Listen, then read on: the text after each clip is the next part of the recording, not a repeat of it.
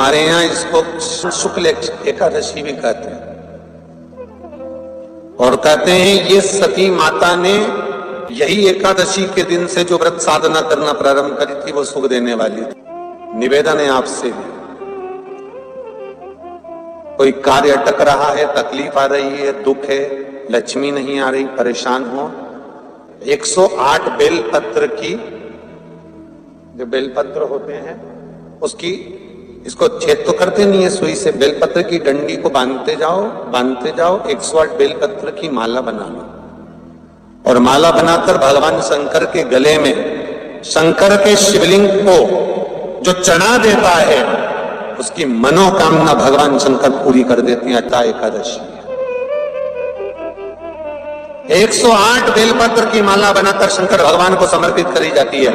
माता लक्ष्मी ने भगवान विष्णु को पाने के लिए तुलसी की माला बनाकर समर्पित करी थी, जैसे सती ने शिव को पाने के लिए, कामना को पूर्ण करने के लिए। शास्त्र कहता है घर के बुजुर्गों को, घर के बड़ों को, जेठ जेठानी हो, सास ससुर हो, घर में जो तुम्हारी उम्र से बड़ा हो, उसको आज पीला फूल या पीली चने की दाल या पीला वस्त्र, कुछ भी पीली सामग्री आज घर के बड़ों को देना चाहिए।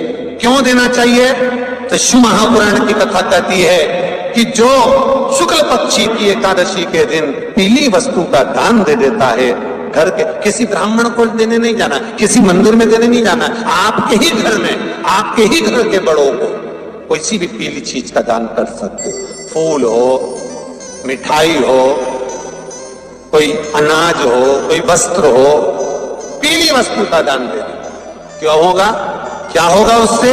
शिव महापुराण की कथा कहती है उससे जिंदगी में कभी बड़ी बीमारी प्रवेश नहीं करती। सनातन धर्म कहता है बट वृक्ष की पूजन करने वाला, बट वृक्ष के नीचे शिव की आराधना करने वाला, लोम समर्पित कर जल चढ़ाने वाले का जैसे कर्ज मुक्ति होती है, उसी तरह आंवले के वृक्ष के नीचे मात्र ताजा मिष्ठान दूध का बनाकर उस सामग्री को भगवान आंवले के वृक्ष के नीचे पूजन करने से लक्ष्मी और संपदा की वृद्धि होती है। जैसे शमी का पौधा, शमी का वृक्ष, शमी के वृक्ष के नीचे मात्र दूध और जल मिला हुआ जल, शमी के वृक्ष के नीचे मात्र ओघड़दानी अवधूतेश्वर महादेव के नाम से केवल हफ्ते में एक बार भी अगर दूध और जल का मिश्रण शमी के पौधे के नीचे कर दिया जाता है तो कहते हैं शरीर में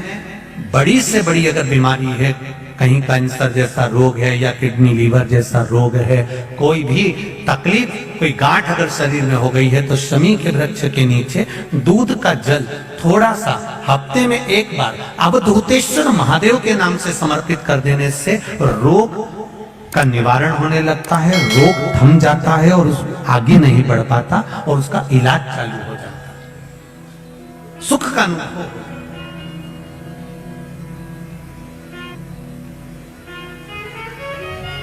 बस एक बात का स्मरण रहे, आप आंवले के वृक्ष के नीचे अगर कोई भोग लगाया गया है पा सकते हैं, पीपल के वृक्ष के नीचे कोई भोग लगाया है पा सकते हैं, बट वृक्ष के नीचे कोई भोग लगाया गया है पा सकते हैं। जिस वृक्ष के नीचे भोग लगाओगे पालोगे, पर शमी वृक्ष के नीचे का जो भोग लगाया गया है वो नहीं पाया जाता। शमी वृक्ष का जो प्रसाद है वो आपको वहीं छोड़ना पड़ता है। शमी वृक्ष का प्रसाद वहीं छोड़। साथ की शिवरात्रि आ रही है, छोड़ना मती, बेलपत्री का पत्ता जल में डालकर भले पत्ते को निकाल देना, और वो जल, जो रोग है, जो बीमारी है, संपदा नहीं आ रही हो, दुकान नहीं चल रही हो, व्यापार नहीं चल रहा हो, बच्चे चिड़चिड़े हो गए हो, क्रोध पड़ रहा हो, तो भी बाबा पर घर के प्रत्येक व्यक्ति एक लोटा जल जरूर चढ़ा के आना, शिव को नमन कर कर आना। ये मौका नहीं मिलता, चढ़ाओ।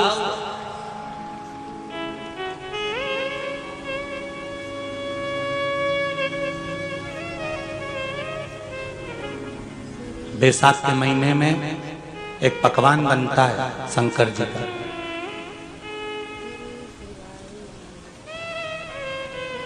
शिव जी के हाथ में त्रिशूल है, शिव जी के 3 नेत्र हैं। बेलपत्री में भी 3, बोलते जाओ, पत्ती है। बैसाख के महीने में जो शंकर भगवान को प्रसाद का भोग लगता है उसमें भी 3 ही चीज मिलती है। सत्तू, कोई दूसरे महीने में बनता है? जम के तो बोलो नहीं। कब बनता है? यही बैसाख के महीने में। चने की दाल, गेहूं और जौ, इन तीनों को गलाकर सेक कर जो सत्तू तैयार होता है, इसी बैसाख के महीने में परशुराम जयंती के दिन या अमावस्या के दिन या पूर्णिमा के दिन शंकर भगवान को समर्पित होता है और भगवान विष्णु को समर्पित होता है। दुनिया के लोग कहते क्या होता है सत्तू से? सास अपनी बहू से कहती है बेटा सत्तू बना ले, थोड़ा सा सत्तू बाजार से ले आना, 10 रुपए का खरीद कर ले आना। आज सत्तू, आज अपन पूजन करेंगे सत्तू की, अक्षय तृतीया है, थोड़ा सा पूज देंगे, थोड़ा सा भगवान को भोग लगा देंगे, सत्तू का लड्डू बना लेंगे। बोलो री जी, सही है कि गलत है?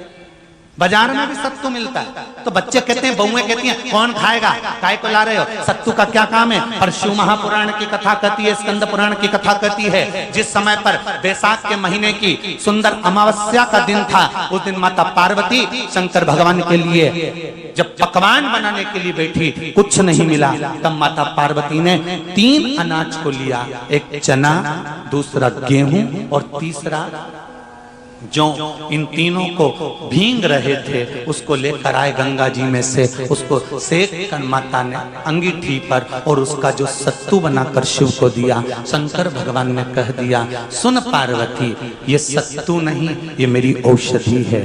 बैसाख के महीने में जो खाएगा वो जिंदगी भर रोएगा नहीं, शरीर से स्वस्थ हो। अब उसको बैसाख के महीने में पियो बेल।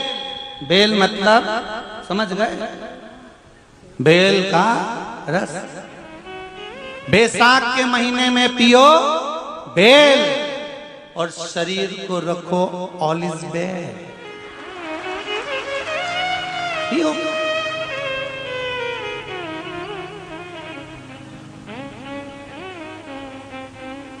शरीर बेकार नहीं होगा, शरीर बेकार नहीं हो सकता। अब शिव आराधना तो करो। हाँ, जिंदगी की मोड़ पर शंकर परीक्षा बहुत लेते हैं। चलो आ जाओ गरुड़ पुराण में। मरने का 47वां दिन, जब मरेंगे तब गरुड़ पुराण बचेगी, पहले ही सुन लो। और जिसके पास में गरुड़ पुराण नहीं हो तो पंडित जी से मंगवा कर फिर पढ़ के देख लेना। मरने के 47वें दिन, 47 डेज, 47वें दिन किस चीज का दान तुम्हारे सामने आता है? मरने के 47वें दिन। 10 दिन तक तो जीवात्मा घर की अटारी करती, मरने के बाद 12वें के दिन चली जाती है। उसके बाद में जब 47वां दिन आता है तो 47वें दिन जीवात्मा को क्या दान करा जाता है? व्यक्ति ने क्या पुण्य करा होता है कि उसको नरक नहीं भोगना पड़ता, बेतरणी नहीं भोगना पड़ती, वो सीधे बेतरणी से पार उतर जाता है। वो किस चीज का दान है? तो कहा शिव महापुराण में, गरुड़ पुराण में, कि वो सत्तू का दान है जो बैसाख महीने में करा जाता है। सत्तू का दान 3 चीजों से मिलकर बनता है। जौ, बोलते जाओ जल्दी, गेहूं, चना, ये 3 चीज से मिलकर बनता है। इसमें जो बारीक बारीक कण होते हैं, जितने जितने 3 चीज के मिले हुए बारीक बारीक कण होते हैं, ये जब दान किया जाता है सत्तू का, तब ये बेतरणी तरने के लिए 47वें दिन इस जीवात्मा ने अगर सत्तू का दान करा होता है या सत्तू का सेवन बैसाख के महीने में करा होता है तो उसको बेतरणी नहीं भोगना पड़ती, डायरेक्ट सीधे रतलाम उज्जैन से डायरेक्ट। किस किस क्या बनता है सत्तू? मैंने भी तो ये पूछा किस किस क्या बनता है। मैं अभी थोड़ी ना कि अभी बन गया। बैसाख में बनता तो होगा। पहले गांव के लोग तीरथ करने जाते थे। गांव का लोग जब तीरथ करने जाता था, कोई सामान नहीं लिया, सत्तू बांधी पोट ली, धरा यूं और पानी में घोलिया और नमक डालिया या शक्कर या गुड़ घोल के और पी के वही चले। आज के अब जब सैनिक युद्ध करने जाता है, थक जाता है, बहुत थकान हो जाती है, जब उससे देखा जाता है तो सैनिक का जो कमांडर होता है वो सत्तू मंगवाता है और गिलास में घोल घोल कर पूरी सेना को पिलवाकर फिर युद्ध में उतार देता है। फिर युद्ध में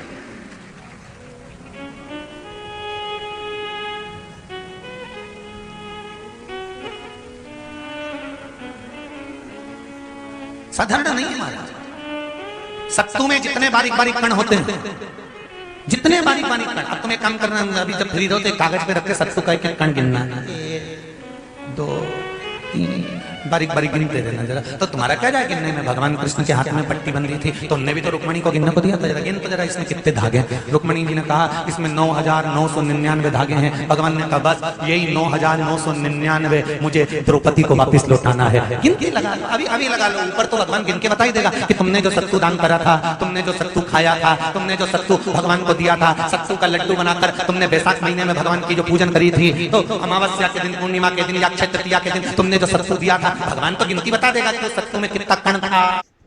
सत्तू दिया था, भगवान तो गिनती बता देगा कि उस सत्तू में कितना कण था। और अगर नहीं बताए तो तुम आंदोलन पे बैठ जाओगे। क्या मैं बताओ पहले हमने कितना सत्तू दिया था, उसमें कितने कण थे, बताना पड़ा।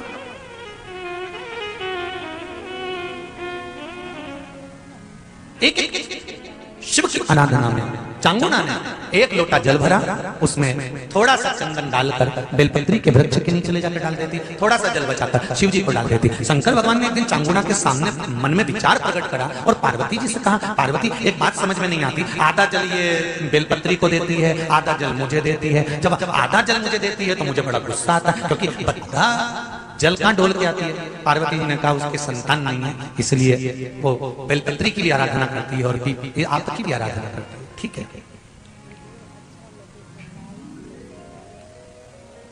भगवान देवादिदेव महादेव ने देखा चांगुना ने बहुत सेवा कर ली। आज भगवान सुंदर एक संत का रूप धरकर चांगुना के दरवाजे पर पहुंच गए, अलग जगह। चांगुना दौड़ कर आई, बाबा जी आइए, क्या लाऊं मैं आपके लिए? भिक्षाम देहि, भिक्षाम देहि। बाबा ने सब दूर से भिक्षा ली और चांगुना जैसी परात भरकर रानी चांगुना देवी खूब सारा सामान लेकर आई, तो बाबा ने मना कर दिया, मैं आपके हाथ की भिक्षा नहीं ले सकता, मुझे नहीं लेना। क्यों? कहा आपकी संतान नहीं है, आपकी औलाद नहीं है, संतान नहीं है। और अगर आपकी संतान नहीं है तो आपके हाथ की भिक्षा लूंगा तो मैं भिक्षा लेकर जाऊंगा कहां? मुझे आपके हाथ की भिक्षा नहीं चाहिए। इतने में चांगुना ने उस संत के चरण पकड़े और संत के चरण पकड़कर चांगुना कहने लगी, देखिए बाबा जी, जन्म, मरण और परण ये तो 3 देवादिदेव महादेव के हाथ में है। संतान देना और ना देना ये शिव जी के हाथ में है, शंकर के।